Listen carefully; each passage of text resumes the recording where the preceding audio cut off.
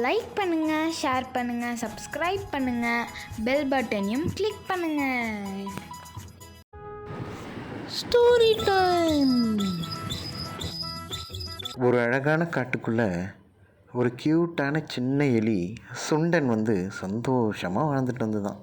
அந்த காட்டில் பார்த்திங்கன்னா சிங்கராஜா தலைமையில் டெய்லி ஒரு மீட்டிங் நடக்குமா. அந்த மீட்டிங்கில் அந்த காட்டில் இருக்கிற எல்லா மிருகங்களுக்கும் அழைப்பு வருமா. ஆனால் இந்த சின்ன எலிக்கு மட்டும் அழைப்பே வராதான். இதை கவனிச்சிட்டு இருந்த இந்த எலி ஒரு நாள் அந்த கூட்டத்துக்குள்ளே போயிட்டு, நானும் இந்த காட்டில் தானே வாழ்ந்துட்டுருக்கேன், என்னை ஏன் யாருமே இந்த மீட்டிங்க்கு கூப்பிட்றதில்ல அப்படின்னு கேட்டுச்சான். இந்த காட்டில் என்னென்ன நடவடிக்கை எடுக்கணும், எப்படியெல்லாம் சட்டத்திட்டங்கள் வகுக்கணும், இதை பற்றியெல்லாம் டிஸ்கஸ் பண்ணுற மீட்டிங் இது. இதில் உன்ன மாதிரி சின்ன எலியெல்லாம் நாங்கள் சேர்த்துக்க மாட்டோம் அப்படின்னு சிங்கராஜா கோவமாக சொன்னாராம். அப்போ கோவம் வந்த எலி, சின்னவனோ பெரியவனோ எல்லாரும் சமந்தான், நீங்கள் பண்ணது பெரிய தப்பு அப்படின்னு சொல்லி சண்டை போட்டுச்சான். அப்போது எலி பக்கத்தில் வந்த முயல் சிங்கராஜாவை சந்தோஷப்படுத்துறதா நினச்சிக்கிட்டு இந்த எலிக்கிட்ட போய், சிங்கராஜாவே நீ எதிர்த்து பேசுறியா, உனக்கு என்னடா திமிரு அப்படின்னு சொல்லி இந்த எலியை செம்ம அடி அடித்து துரத்திடுச்சான். அந்த சின்ன எலி சுண்டன் சோகமாக காட்டை விட்டு ரொம்ப தூரம் நடந்துட்டு வந்தானாம். வானத்தை பார்த்தேன், பூமியை பார்த்தேன், மனுஷனை இன்னும் பார்க்கலையே. தூரத்தில் யாரோ அழுகிற சத்தம் கேட்குதான். அது கிட்ட போய் பார்த்தா ஒரு மரம் அழுத்துட்டு இருந்துதான். எதுக்கு அழுகுது அப்படின்னு போய் ஒரு டவுட்டில் கிட்ட போய் எலி பார்த்துச்சான்.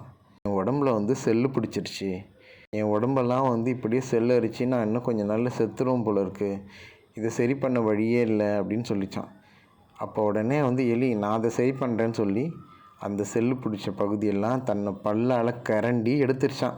உடனே சந்தோஷமான மரம் எலியோட கண்ணு முன்னாடியே அந்த மரத்தில் இருந்த இலைங்கள்லாம் நிறம் மாறி அப்படியே ஜொலிக்க ஆரம்பிச்சிச்சான். இந்த காட்டில் இருந்த ஒரு தேவதை மரம் நான். எனக்கு இந்த நோய் பிடிச்சதால் என்னோடய தெய்வீக தன்மையெல்லாம் போய் நான் எந்த பவரும் இல்லாதவனாக மாறிட்டேன். இப்போ எனக்கு இது சரியானதுக்கப்புறம் என்னோடய சக்தி எல்லாமே எனக்கு திரும்பி கிடச்சிருச்சு அப்படின்னு சொல்லிச்சான். அந்த மரம் திரும்ப எலியை பார்த்து கேட்டுதான், நீ ஏன் இவ்வளோ சோகமாக இருக்க, உன் முகத்தில் ஒரு சோகம் தெரியுதே, நீ வரும்போதே அழுதுகிட்டே சோகமாக வந்தியே ஏன்னு கேட்டுச்சான். ஒன்று அதுக்கு அந்த எலி சொல்லிச்சான், நான் இந்த காட்டிலேருந்து வரேன், அந்த காட்டில் எந்த மிருகமும் என்னை மதிக்கலை, நான் ரொம்ப சின்னவனாக இருக்கேன்னு சொல்லி என்னை எல்லாரும் எதுலேயுமே சேர்த்துக்காமல் ஒதுக்குறாங்க அப்படின்னு சொல்லிச்சான். உடனே அந்த மரம் என்ன சொல்லிச்சான், நீ கவலைப்படாத, உன்னை பெரியவனாக்கிறதுக்கு நான் ஒரு வரம் தரேன் அப்படின்னு சொல்லிச்சான். எலி 100 மடங்கு பெருசாகிடுச்சான் தன்னோட உருவத்திலிருந்து. அப்படியே அந்த காட்டுக்கே இனிமேல் நான் தான் ராஜா அப்படிங்கிற மாதிரி கர்ஜிச்சுக்கிட்டே காட்டுக்குள்ளே நடந்துதான். இந்த எலியை பார்த்து காட்டில் இருந்த மற்ற எல்லா மிருகங்களும் வெளுத்து போச்சான். சிங்க ராஜாவே, என்னடா இது யாரு அப்படின்னு வெளுத்து பார்க்க அந்த எலி சொல்லிச்சான். இதை தூரத்துலேருந்து பார்த்துட்டு இருந்த முயல், ஐயோ நம்ம அடித்த எலியா இது, இந்த காட்டில் இனிமே நம்ம வாழ முடியாதுடா சாமி அப்படின்னு தெரிச்சு ஓடிச்சான். சுண்டன், யானண்ண நீங்கள் கூட எனக்கு ஆதரவாக பேசலல்ல அந்த கூட்டத்திலேயே.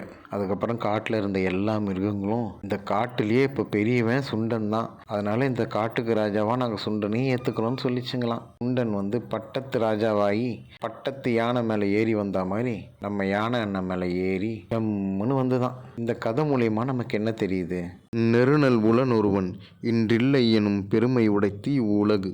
இந்த குறளோட பொருள் என்னன்னா, நிரந்தரமின்மை என்ற பெருமையை கொண்டது இவ்வுலகு அப்படின்னு பொருள். அதாவது இந்த உலகத்தில் எதுவுமே நிரந்தரம் கிடையாது. நேற்று சின்ன எலியாக இருந்த சுண்டன் இன்றைக்கி பார்த்திங்கன்னா பெரியவனாக வளர்ந்து காட்டுக்கே ராஜாவாயிட்டான். அந்த மாதிரி எது எப்போ வேணால் மாறலாம், அதுதான் நிரந்தரமின்மை. அதனால் இதுதான் நிரந்தரம் அப்படின்னு நினச்சி நம்ம எந்த இடத்துலையும் தப்பாக நடந்துக்கக்கூடாது. அந்த நிலைமை எப்போ வேணால் மாறலாம். அப்படி மாறிச்சுன்னா அது நமக்கே ஆபத்தாயிடும். இந்த கதை உங்களுக்கு பிடிச்சிருக்கும்னு நினைக்கிறேன். நன்றி.